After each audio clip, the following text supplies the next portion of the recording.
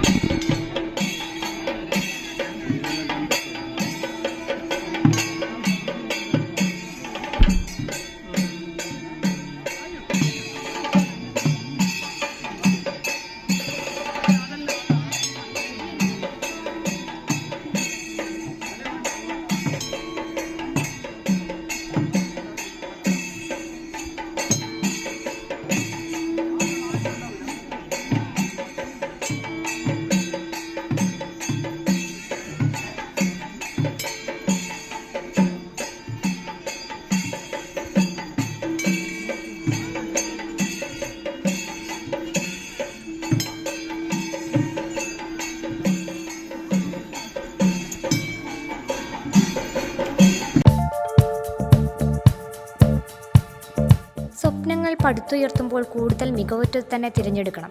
ഓരോ സ്വപ്നവും പുതിയ തുടക്കമാണ്.